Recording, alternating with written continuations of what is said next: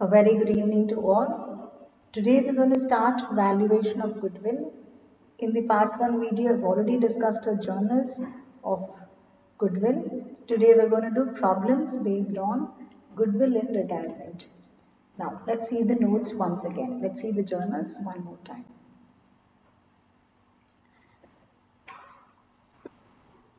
When goodwill does not appear in the balance sheet, there are three ways in which retiring partner can be given credit for a share of goodwill. So when there is no goodwill in the balance sheet, these are the three cases that we will be discussing. But then if there is goodwill already in the balance sheet, if goodwill already exists in the balance sheet, I did tell you in the last video, the goodwill will be written off. It will be raised and it will be written off because a goodwill already exists in the balance sheet. So all partners capital account data to goodwill account. All partners capital account data to goodwill account. This is what we do in admission also, and here the goodwill which is inside the balance sheet will be distributed in the OPSR. So this is the first case when there is goodwill in the balance sheet. Now let me go back to the notes. Here there is no goodwill in the balance sheet, and the question just tells us that there is a goodwill in the adjustment. The question says that there is a goodwill in the adjustment. Let us consider an example for that. So I'm going to take this as case 1, where inside the balance sheet we have a goodwill worth 90,000. Sorry, there is not inside the balance sheet, outside the balance sheet. So in the adjustment, goodwill is given as 90,000. And assume there are three partners A, B and C who used to share their profits and losses in the ratio of 1:1:1. And also assume that A is the one who is retiring now. So when A retires, we know that gaining ratio between B and C will be 1:1, and new profit sharing ratio between B and C will also be 1:1, since the question is silent. Alright, so there is a goodwill in the adjustment. A is the person who is retiring. Now, when A retires, we will find out what is A's share of goodwill is. So A's share of goodwill will be 90,000 into 1/3, which is 30,000. Now if A retires, the gaining partner will compensate the retiring partner in the gaining ratio. So B and C are the two gaining partner. So B's capital account debited, C's capital account debited to A's capital account for the amount of goodwill that we need to put to. So this is 15,000 and 15,000, and here the distribution is in the gaining ratio. So this is case 1. Now case 2. Case 2 is when goodwill is raised to its full value and written off. So I finished this. Now, when goodwill is raised to its full value and then written off. So if the question tells us to do this, then we have to do it. Otherwise, we won't do this at all. In most cases, we will do it like the case 1, which I just discussed now. Only when the question instructs us to do like this, we will take this route. So goodwill is raised to its full value and then written off.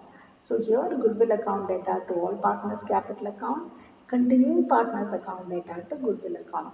First we write it off, we raise it in OPSR and then we write it off in NPSR. So let's take the same example where goodwill is raised to 90,000. So goodwill account data to A's capital account, to B's capital account, to C's capital account in OPSR. And what is OPSR? 1:1:1. So 90,000 is distributed equally among three partners. So each will get 30,000. And then the same amount of goodwill is reversed. So, but only for the continuing partner, which means the remaining partner. B's capital account, C's capital account, to goodwill amount for the same 90,000, but this time we distribute it in NPSR. So therefore 45,000.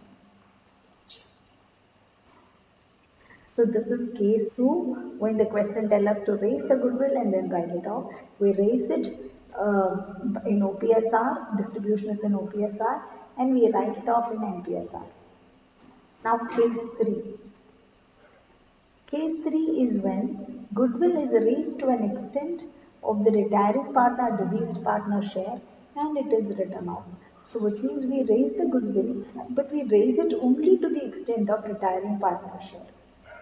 Okay, so if that is the case, again the question should tell us like this, only then we will deal it like this, otherwise it will always be like case 1.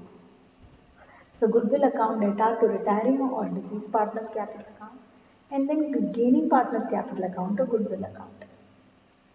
So let's take the same example, case 3, we know A is retiring and we know A share of goodwill is 30,000. So as per this, goodwill is raised. So goodwill account data to retiring partner's capital account, which is A's capital account, 30,000 and 30,000. And then B's capital account, that is continuing partner, to C's capital account to goodwill account in ratio, which is 15,000 and 15,000. So this is how we deal with goodwill in retirement. Now let's do sums from the text. So here, question from your textbook, question number 13, already marked and worked out. So, yeah. Question number 13 says, Sunil, Shahid and David were partners sharing profits in the ratio 4:3:2. So you can see here, it's 4:3:2. Shahid retires and the goodwill is valued at 72,000. So which means total goodwill is 72,000. Shahid's share of goodwill, calculate Shahid's share of goodwill, pass journal entry for goodwill. Sunil and David decided to share the future profits and losses in the ratio of 5:3. So what is unique in this question? Well, NPSR and OPSR is straight away given in the question. So here is the solution. Question number 13. So, 3 partner, Sunil, Shahid, David, OPSR, as it is said in the question, 4:3:2. Shahid is retiring, so nil share for him. NPSR for Sunil and David is 5:3. Now we need to find the gaining ratio. So gaining ratio is NPSR minus OPSR. So 5/8 minus 4/9 for Sunil and 3/8 minus 2/9 for David. So we come to know that both of them are gaining because of Shahid's retirement. The gaining ratio is 13:11. 13:11, right? Now, what is Shahid's share of goodwill? Well, the total goodwill is given as 72,000. As you can see, the total goodwill is given as 72,000. So, find his share of 32,000. What is his share? His ratio is 3/9. So, 3/9 of 72,000 is 24,000. So, Shahid's share of goodwill is 24,000. Now, who will pay to Shahid? Obviously, the gaining partner. Who is gaining? The remaining, the Sunil and the David. So, Sunil's capital account data, David's capital account data to Shahid's capital account for the amount of goodwill that to be paid to Shahid distributed in the gaining ratio, 13:11. So, here I am adopting the case 1 which I discussed with you. the first case, where the question doesn't tell us anything. It doesn't tell us to raise the goodwill and write it off and all. So we simply take it like the first case. Now, question number 14. Question number 14. PQRS were partners sharing profits in the ratio of 5:3:1:1. On 1st January 2021, S retired. On S retirement, the goodwill of the firm valued at 4,20,000. Okay, so this is again the total goodwill. The new profit sharing ratio between PQRS is 4:3:3. Alright, the sum is pretty much same like the 13th one, but we cannot come to a conclusion until we know whether all the remaining partners are gaining or otherwise. So let's work it out and find out. Question number 14. OPSR of PQRS is given as 5:3:1:1. NPSR is 4:3:3 where S is retiring. So S is the partner who is going out of the organization. Now we find the gaining ratio. Gaining ratio is right. Gaining ratio is NPSR minus OPSR. So P's gain will be 4/10 minus 5/10. We get that as negative, which means P is sacrificing. Q, we get it as 0. So that means Q is neither gaining nor sacrificing. Whereas for R, we get a positive answer. So R is gaining. So R is gaining, Q is neither gaining nor sacrificing, and P is sacrificing, S is a retiring partner. So logically, when a partner retires, his share of goodwill will be paid by the gaining partner. So naturally, R is the person who has to bear S share of goodwill. But then, since R is gaining because of S retirement and P is sacrificing, P's sacrifice should also be borne by R, because not only S share going to R, P share is also going to R. Therefore, R should compensate P as well as S. So R's capital account is debited, P's capital account is credited, S capital account is credited. Let me tell you, S is a retiring partner and S share of goodwill will be total goodwill into his share, 42,000. So naturally, S account will be credited by 42,000. Now P is sacrificing how much? 1/10. 1/10 of what? 1/10 of the total goodwill. So total goodwill is 4,20,000. 1/10 of 4,20,000 is 42,000. So therefore, P should be paid 42,000. S should be paid 42,000. And who's going to pay this? R is going to pay it. So R's capital account will be debited by 84,000. So this is how we deal when one of the partner gain because of the retirement. Next, question number 18. Till question number 17, everything is pretty much the same thing. You just work it out, you'll get the answer. 18th question has a slight difference from the usual ones. Only thing is there is a goodwill already appearing in the balance sheet. So Honey, Pummy and Sunny were partners sharing profits in the ratio of 3:2:1. Goodwill appear in the book as 60. So there is a goodwill already in the balance sheet.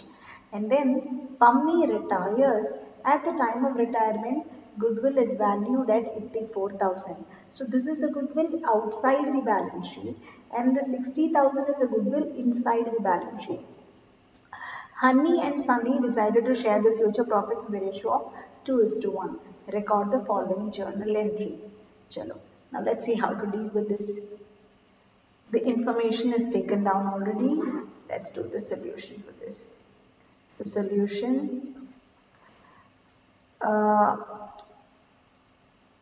H, P, S are the three partners. OPSR for them 3:2:1. NPSR, P retires, so therefore 2:1. Now let us see who's gaining because of this. So gaining ratio equals new NPSR minus OPSR. So H share of gain will be 2 by 3, 2 by 3 minus 3 by 6.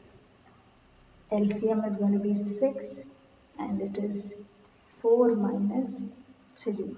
So 1 by 6.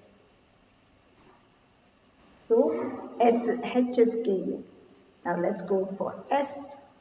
S new is 1 by 3 and old is 1 by 6. So LCM is 6, 2 minus 1, which is also 1 by 6. So both of them gaining in the ratio of 1 is to 1.